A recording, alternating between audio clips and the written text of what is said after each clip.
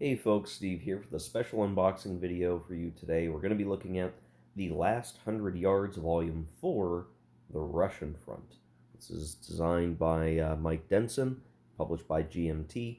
And yeah, Volume 4 of The Last 100 Yards. If you're not familiar with this series, this is a tactical World War II game that has been coming out over the last couple of years, and I actually have acquired the previous volumes in the series, and I will regrettably admit to you that I had done some video coverage of the last 100 yards, and I felt like the video that I had filmed just was not the quality that I was comfortable with putting on YouTube, which is funny because some of my videos are a bit rough at times.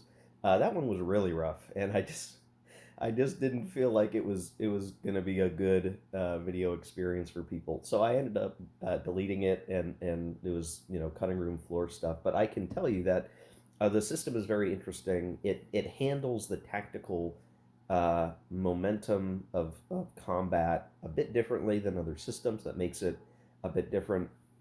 I think where maybe, and I'm not a big ASL guy, but from what I've read from commentary of people who have played ASL and have played this, if you're trying to make it a big comparison, and like ASL, you have a lot more control over all the things that really happen where and the kind of who's going and what can you do when it's your turn to go.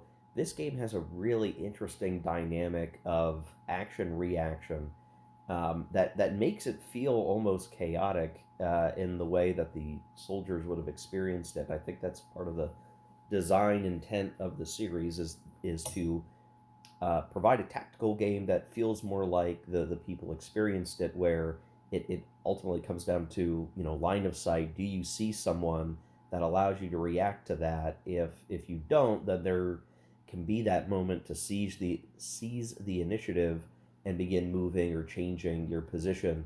So a lot of different elements to that, and so while Volume One was basically the beginning and a lot of Allies versus Germans in Europe, the second volume included airborne units and sort of extended that Western Allies versus Germany uh, set of scenarios. Uh, Volume 3 actually went to the Solomon Islands for the Pacific Theater and introduced Japanese forces to the system, and now we have here the Russian front, which, surprise, is going to introduce the Russian army, the Soviet army, and things related to that. So it'll be interesting to see where the system goes. Will we see a Mediterranean front? Will we see, more in the Pacific in a different way? Who knows? But we'll take a look at this package and see what we get here. So on the back, I'll let you read that if you really, pause and read it if you really want to read it. But you can see what we're going to have. We should get 8 double-sided geomorphic maps, so 16 maps total. We're going to have a full color rules booklet, a full color playbook, a 4 full-size counter sheets, 1 half-size counter sheet, 9 mission cards, some of which will have ones on the back or doubled up, so we'll have 16 missions total, 2 combat terrain player aid cards, 1 game turn track, 4 dice. You're going to be playing scenarios in a couple hours or more. The complexity is in the middle, but a notch higher, and so is the solitaire suitability. So yeah, let's take a look at this. I don't expect too many surprises here. This is going to be pretty standard GMT quality, I suspect. I mean, they have a very solid production quality that's going to be applied to most of their products.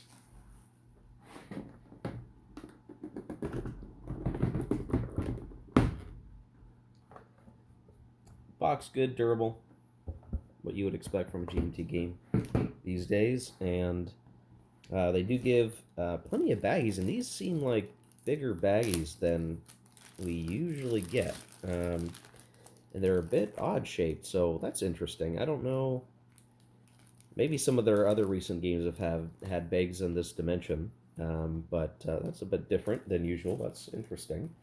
I'm probably going to put this game in the counter trays because I've managed to get the rest of the games in the series in the counter trays, and I'm pretty happy with that storage solution and making the units, it's a bit of a weird fit, but I do think I can probably do it. So here's your 4 dice to use D10s in the system. Series rules 3.0. So this is the latest version of the rules, I believe. And I'm trying to think back. What was the version that came in Solomon Islands? So I suspect because this is still the series rules, if you've got other the previous editions or volumes in the series, you could use the 3.0 rules. Now, this is a standard 2-column format, matte paper, so if you had to make notes in pencil, you reasonably could. Where it's, I don't know, there's a little bit of a finish to it. But it's color, and you can see good display, differentiating different units. So, despite this being the Russian front, right, you still see a lot of American units in the examples and such, though they're beginning to include more of the Russian bits. Now, there's a lot of text here in talking about the way things operate. You'll notice within the text of the rules that there's not necessarily a whole lot in the way of examples of play in line in text, but that's okay. So as I set this aside, the playbook is really where you're going to get most of that. So the playbook is almost entirely rule examples. So maybe the best way to consume this material is to have the rule book out and then also the playbook out, kind of side by side. You can reference and see, like, okay, let's talk about terrain. Terrain is actually a pretty important thing to try to understand. Line of sight is so very, very important in this system. You can see all the different things, different modes of operation. There are mechanized forces in this system, so armor, and determining, are you going to shoot and scoop, halt and fire? Do you have an enfilade, and all this kind of stuff. Mortars. Looks like Russian command and control is going to be different than maybe some of the other factions, so that's going to have its own dedicated area. Infantry mortars, extended example of play will help. I've read through this. It helps to kind of show all the rules together. What does a scenario really start to look like? And I think it's super important to read that, because the rules together, you go, boy, this is very different than a lot of what I've seen in other games. That was my takeaway from this. So you can see the same quality of paper and writing, but now you have the nice illustrative pictures that show what's going on.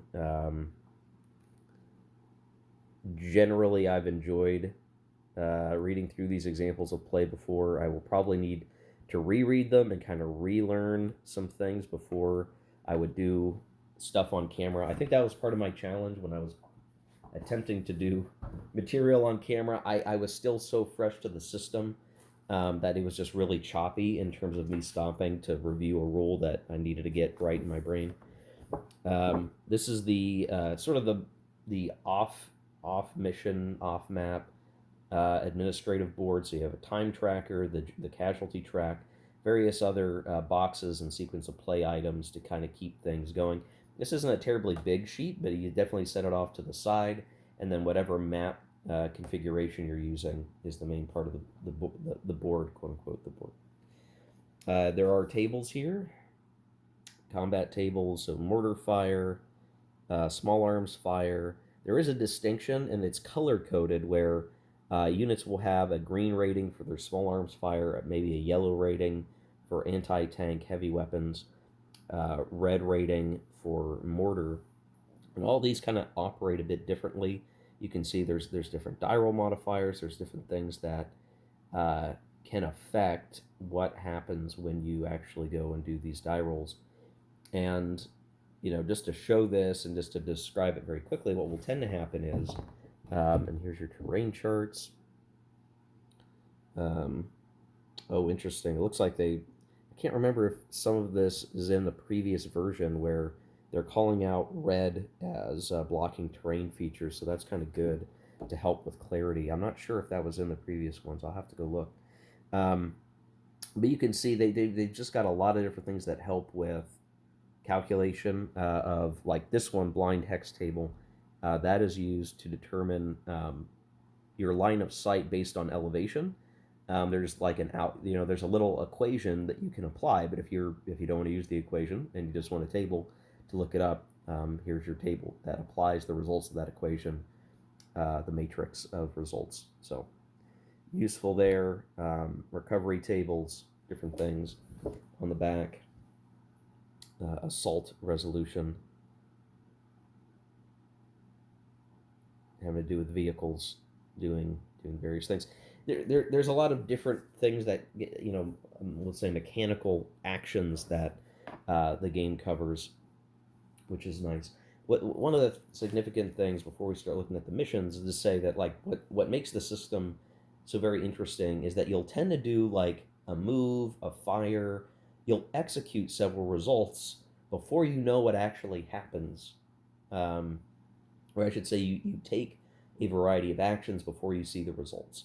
So you'll maybe dart a unit from cover to cover, and it's possible that during that movement you may have been in the line of sight of the enemy, and they can, get off a shot, or maybe some penalties will apply, concealment may apply, but they'll get a shot.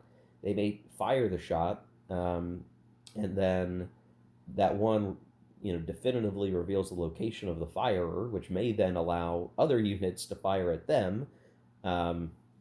So you create this chain of action-reaction, so you can definitely use a unit to draw fire if your enemy decides to fire at them, which might allow a different unit to then fire upon the firer, the original firing unit.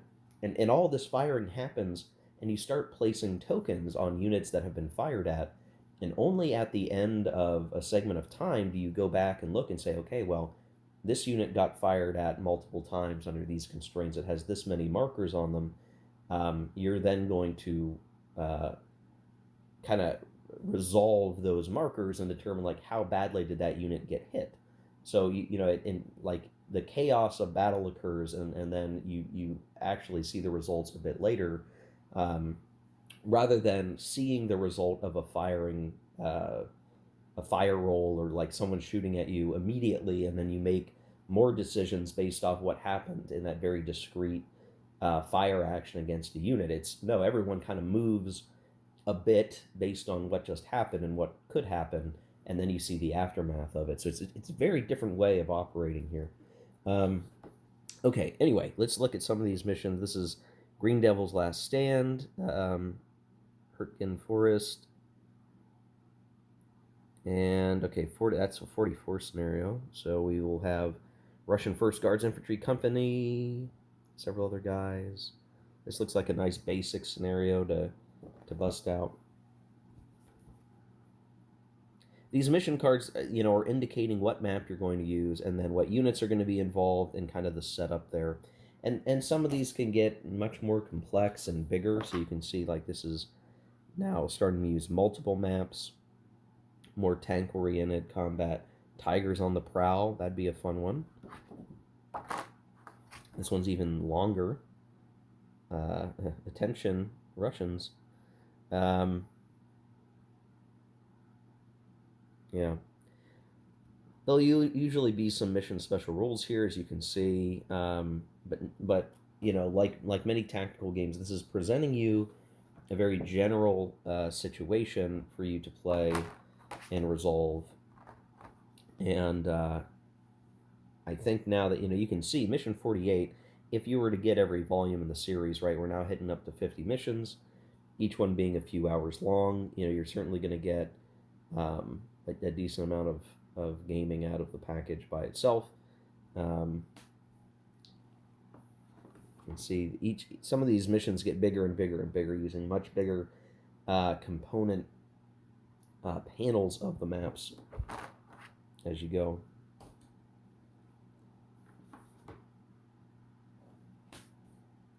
Lots and lots. Many of these are double-sided, so as I'm going through, Now this one actually looks pretty interesting. Fortress Turnipole, huh?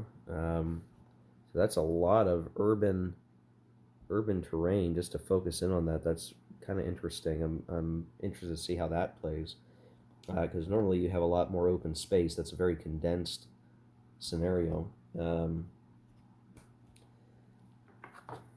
So I keep looking. I'm like, man, there's a whole bunch of these, and then there's do it yourself mission form. You can. Uh, I think some of this is like crafting your own scenarios. Some of that's in there as well. Another big one. And then we get to our counters here now. Um, some of these markers are like concealment markers that you put on top of a stack, and until they're revealed, technically the other player doesn't really know that they're there, that kind of thing. Um, I do not recall what the center dot on these counters are. This is not a mistake. It does denote something in the rules, and unfortunately, right this second, I can't remember what that is. I'm going to blame the hour of day on that. You have illumination. There's mines that can be out there on the map. You can see roadblocks, different things here. And I should point out these counters are the brown core. They're nice and thick. They're going to be easy to punch out. They're fairly large counters, so these are not, they're not the half-inch counters you're going to be using your tweezers on. You could just pick these up with your hands really easy.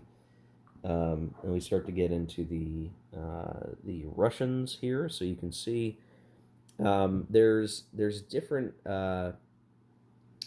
different ratings here of like how good are they at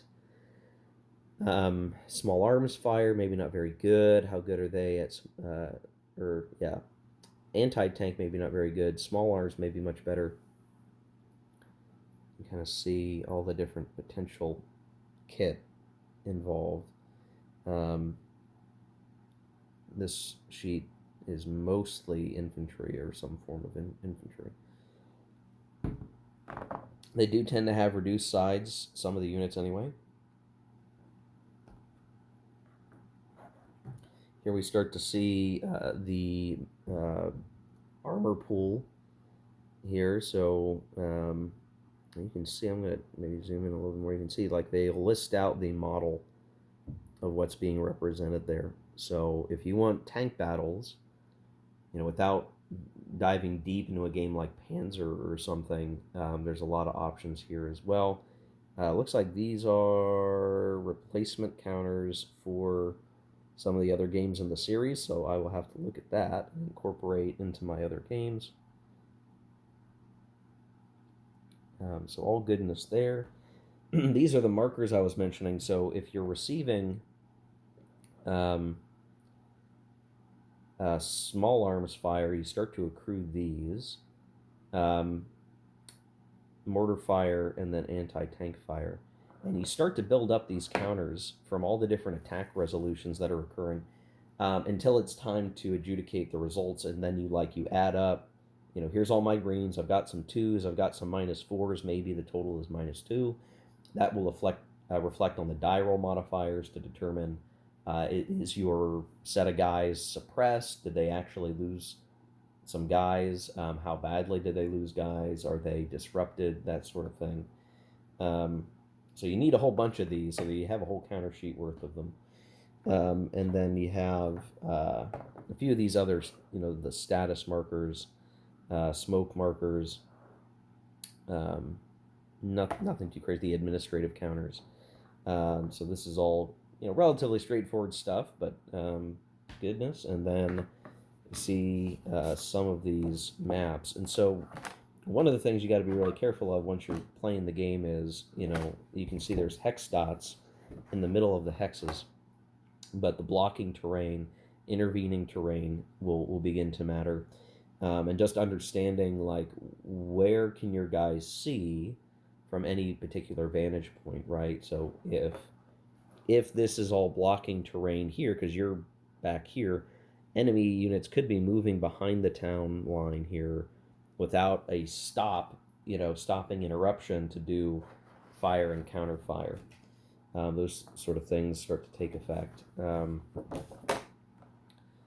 can see more like big hill terrain, more difficult terrain, forests, different configurations of forests. There are certainly other games that are in this mode of, I guess, game package where you have these sort of geomorphic maps that really vary by terrain. Here, there's a lot of, I mean, it's European topography here, so nothing too crazy. You do want to watch out for things like these elevation lines. Those are the things that kind of tripped me up the most in the rules, so I would definitely suggest that you read that section carefully, understand kind of what the impact is of all of these things. That's interesting. More swampy, marsh terrain,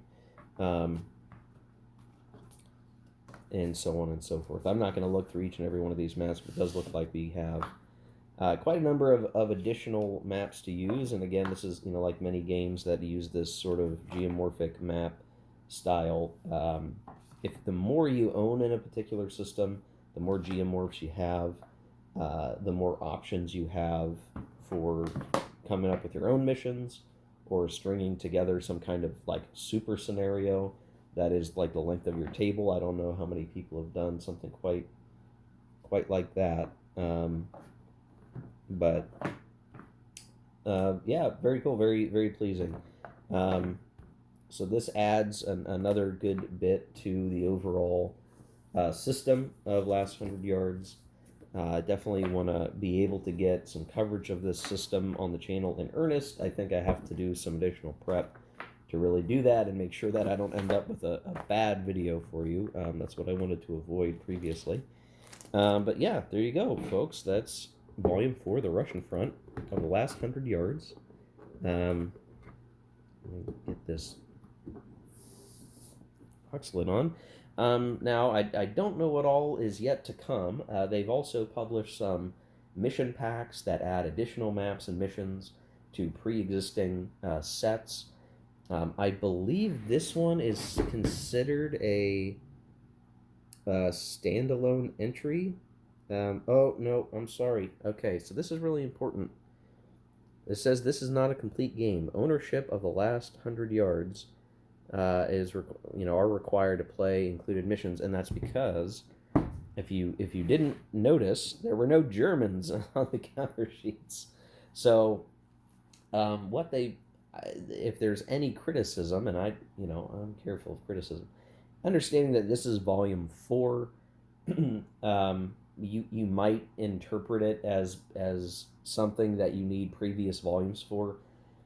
The one oddity is that Volume 3, which is the Solomon Islands package, is standalone and is the standalone like base game for the Pacific Theater of Operations in the system. So 1, 2, and 3, 1, 2, and 4, all for Europe. You do need 1 and 2 to leverage 4.